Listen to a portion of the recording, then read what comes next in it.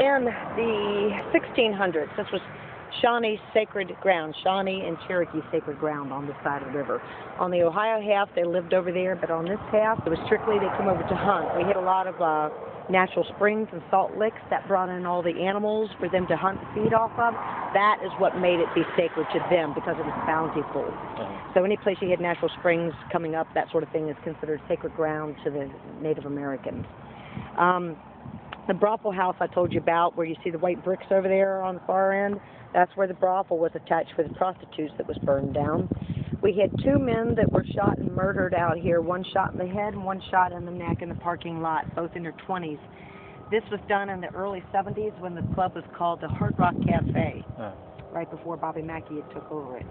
They shut it down due to the shootings and fatal deaths that were done here within like 3 years.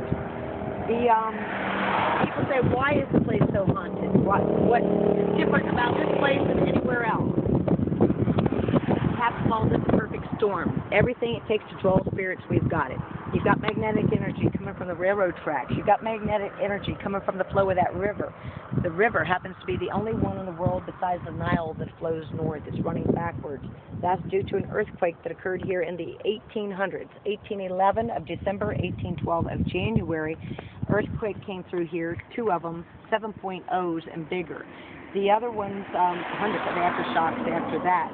That earthquake fault line still runs underneath this house or the property and the building today. You have a fault line as well. It is the fault line, yes. So you got magnetic energy from that. That is part of the New Madrid fault line that runs through about 5 or 6 states. And when it decides to go off again, it's going to take out 3/4 of the United States. This will be the biggest one the United States or the world has ever seen when this baby decides to open again. In 1987, Bobby was getting ready to tear this down, and he was going to build him a brand new Bobby Mackeys.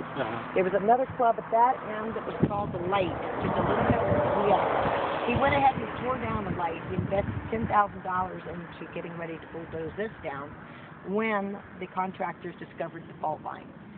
From that, he'll never be allowed to build anything ever here again. He was lucky he hadn't started tearing that down, or he'd had nothing but a parking lot. Wow. So all that is what helps pull this in, along with the murders and the suicides inside the building here too. So fault line, railroad tracks, and water. Yeah, and then we got the Omega grid. That is the electric system that was left over from the 1800s. Originally, if you would have walked into that building and plugged something into the wall, if nothing else was plugged in anywhere, all the energy in the whole system would surge out that one outlet and blow up whatever you put in there. This took us years to strategically place our stuff, our equipment. I've been a musician since I was 16 years old. I have traveled the country. I've ran sound. In this place, this system, I've been here 9 years. It has been replaced 4 times. That is not normal. Thousands of dollars to replace that. Where it burns up. And where is that, underground?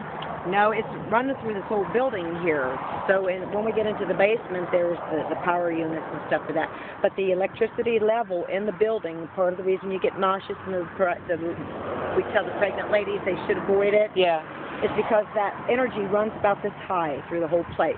So when you got your K2s and you're holding them up and down, you're going to notice when you're in that level, and it makes you sick. At belly level, right? Yeah. Okay. All right, let's go on. We're going to walk in.